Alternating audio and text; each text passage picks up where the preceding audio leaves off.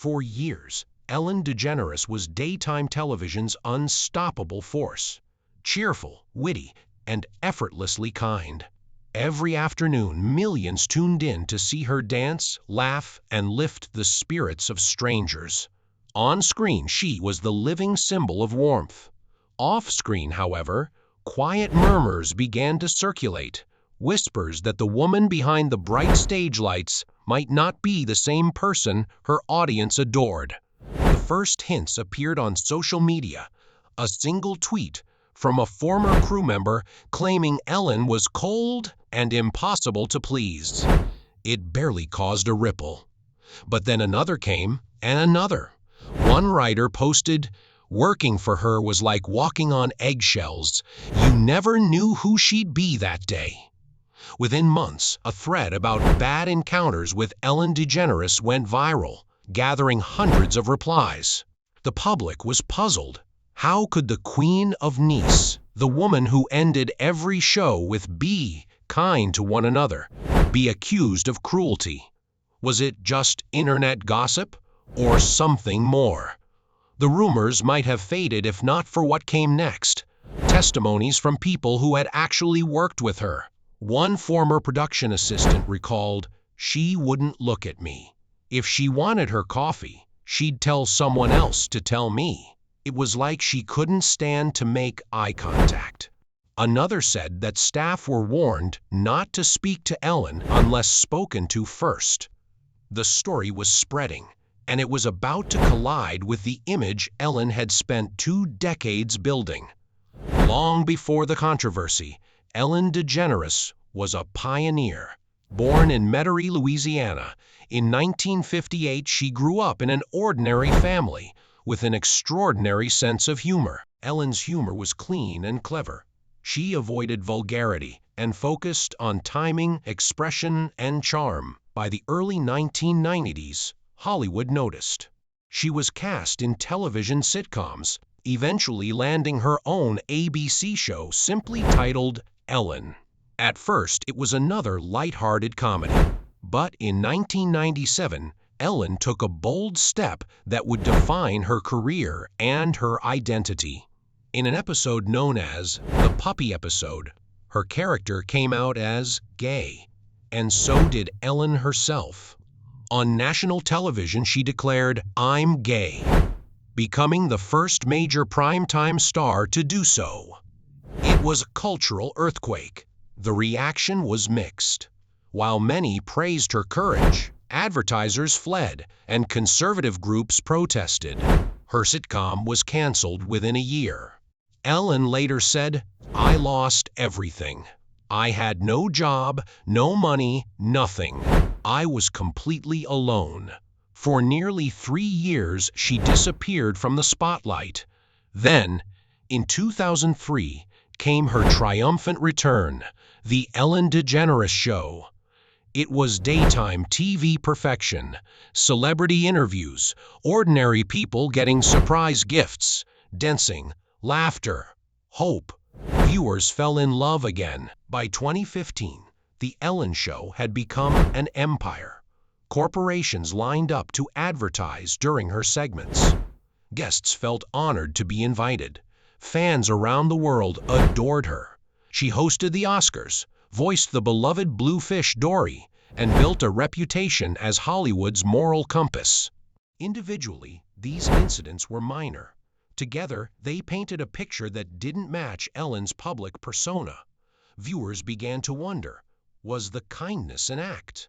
Inside the studio, morale reportedly worsened. Crew members described long hours, limited communication, and constant anxiety.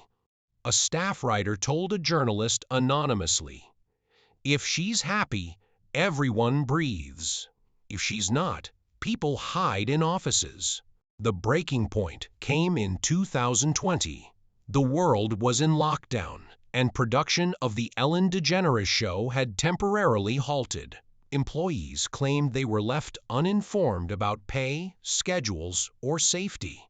Some said outside contractors were hired to film Ellen from her home, while the regular crew remained unpaid. When these allegations surfaced in the press, Ellen's representatives issued a statement insisting that all pay issues were being addressed and that safety was their top priority. But the damage had begun. Journalists started digging deeper, and soon a dam of silence broke. In July 2020, BuzzFeed News published a detailed investigation, quoting multiple former and current employees. One said, "That be kind nonsense only happens when the cameras are on." Another claimed they were fired after taking medical leave for mental health reasons. The article described incidents of racial insensitivity and sexual misconduct among senior producers. Soon, the story was everywhere. Social media flooded with hashtags. Hashtag Ellen is over party. Hashtag cancel Ellen. Hashtag toxic Ellen. Fans who once adored her began posting clips as evidence of hypocrisy. In comment sections, longtime viewers expressed shock and disappointment. One fan wrote, "It's heartbreaking. I thought she was the good one." The network, Warner Brothers, announced an internal investigation. Executives promised to interview staff and review workplace practices. Public curiosity turned into obsession. Every headline asked the same question: was Ellen DeGeneres secretly mean? During this period, Ellen remained largely silent. Paparazzi captured her driving near her California home, often avoiding questions. Tabloids ran with dramatic headlines: "Ellen in crisis, inside her TV empire's collapse." Yet, her supporters defended her. Singer Katy Perry tweeted, "I've only ever had positive experiences with Ellen." Actor Kevin Hart called her one of the dopest people on the planet. The debate split Hollywood. When the show finally returned that September, Ellen addressed the controversy directly in her opening monologue. Standing before a smaller, socially distanced audience, she said calmly, "I learned that things happened here that never should have happened. I take that very seriously, and I want to say I am so sorry to the people who were affected." She added, "I'm a work in progress." The audience applauded, but critics called the apology calculated. Some staff felt her words didn't match the atmosphere that had existed for years. One anonymous employee told a reporter afterward, "We wanted accountability, not a performance." Behind the scenes, 3 executive producers were quietly dismissed.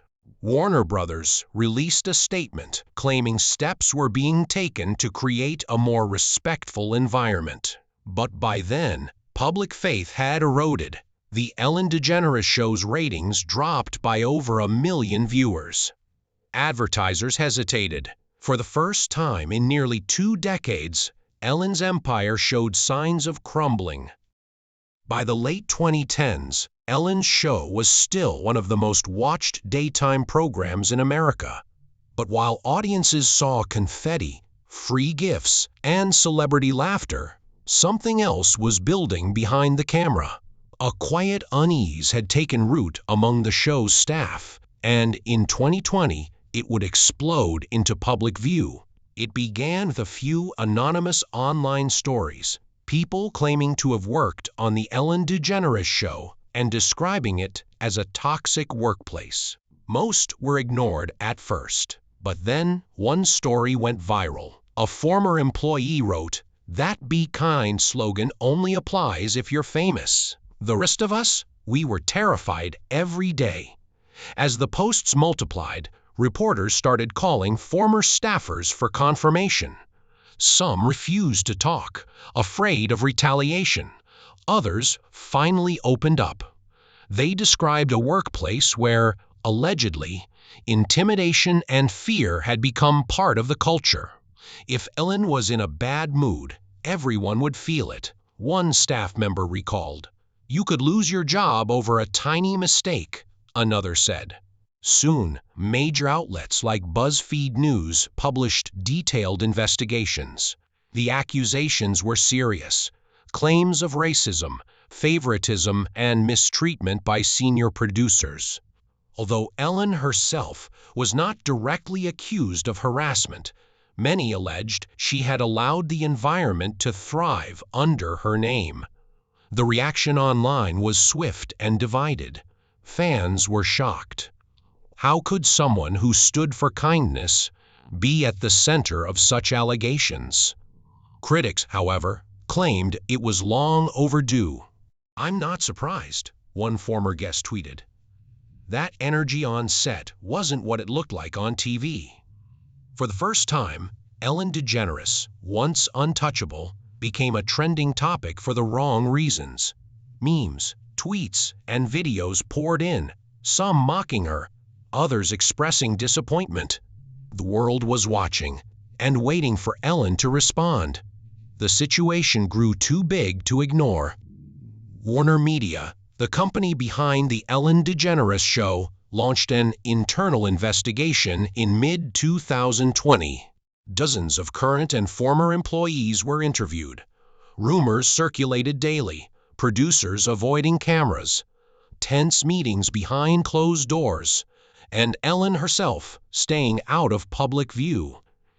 Inside the studio, the mood was heavy. Crew members whispered about who would be next to speak out. Some defended Ellen, insisting she was being unfairly targeted by cancel culture. Others quietly hoped the truth would come out, even if it meant the end of the show. Ellen, for her part, sent a letter to her staff that soon leaked to the press. In it she wrote, "I'm so sorry to anyone who didn't have that experience of kindness on my show. That's not who I am. I'm disappointed to learn this happened under my watch."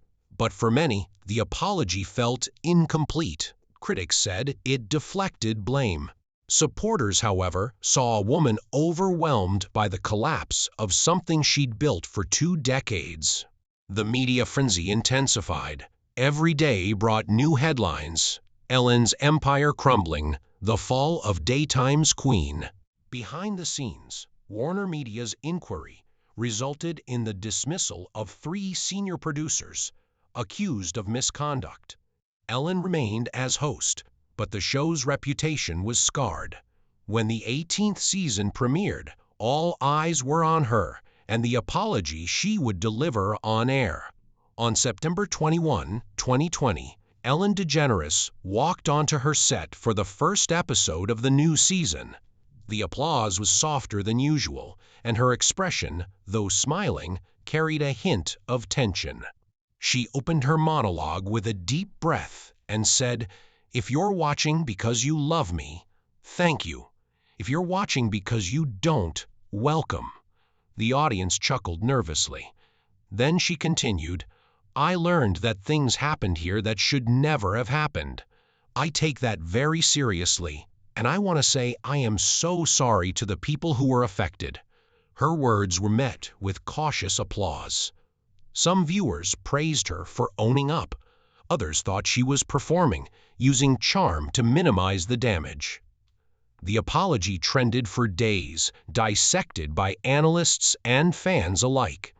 In the following months, Ellen made visible changes: new HR structures, regular meetings, and more transparent management. Yet the damage had already taken its toll. Ratings began to drop. The once invincible host was now a controversial figure. Brands grew hesitant, sponsors quietly pulled back, and rumors swirled that the show's end was near. In interviews, Ellen appeared both defiant and weary. On Today, she told Savannah Guthrie, "I'm a kind person. I really am. But I'm also human. I get sad, I get mad, I get anxious. The idea that I'm not who I appear to be, that really broke my heart." Despite her efforts to rebuild, public trust was fractured. The Queen of Nice image could not be fully restored. In May 2021, Ellen made the announcement that confirmed what many had suspected. The Ellen DeGeneres Show would end after its 19th season. Standing on stage, she told her audience, "You have to trust your instincts. My gut told me it's time." It was the end of an era, not just for her, but for daytime television itself. Over nearly 2 decades, Ellen had danced, laughed, and donated millions to people in need. But now, she would step away amid controversy and exhaustion. When the final episode aired in 2022, the tone was bittersweet. Friends like Jennifer Aniston and Billie Eilish joined her to say goodbye. There were tears, but also an unspoken tension. Viewers sensed that something had permanently changed, that the woman who once symbolized joy was now struggling with disillusionment. After the cameras stopped rolling, Ellen retreated from the spotlight. She and her wife, Portia de Rossi, focused on their life together at their Montecito home. Occasionally, paparazzi would spot her walking her dogs or attending local charity events, but she avoided interviews and public appearances. When asked by a reporter what she had learned from the experience, Ellen simply said, "That kindness isn't a slogan. It's something you have to live, every day, even when no one's watching." Her words reflected a quiet understanding that perhaps, somewhere along the way, the lines between performance and authenticity had blurred. In the years that followed, the conversation about Ellen DeGeneres became more nuanced. Some believed she had been unfairly targeted, another casualty of the internet's tendency to build people up and then tear them down. Others saw her story as a cautionary tale about power, image, and the price of fame. Social media discourse remained divided. One side argued, she made mistakes, but she also gave jobs, joy, and representation to millions. Another replied, being kind on camera doesn't excuse being cruel off it. Cultural critics pointed out that Ellen's fall wasn't just about her. It reflected a broader shift in how audiences view celebrities. In an age of transparency, viewers no longer accepted perfection without proof. Authenticity had become more valuable than likability. Meanwhile, Ellen began to re-emerge quietly. She started performing stand-up again, testing small audiences with self-aware humor. "Be kind," she would joke, "but not too kind. People might start a hashtag about it." The crowd would laugh, half in irony, half in empathy. And perhaps that's where the story of Ellen DeGeneres truly ends, not in scandal or sainthood, but in humanity.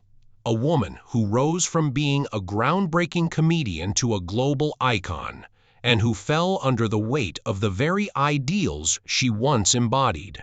Her story serves as a reminder that kindness, like fame, is fragile, and that behind every smiling face on television, there's a person still learning how to be understood. As the lights dim on a stage that once defined an era, the legacy of Ellen DeGeneres remains complicated. For some, she'll always be the woman who made them laugh when they needed it most.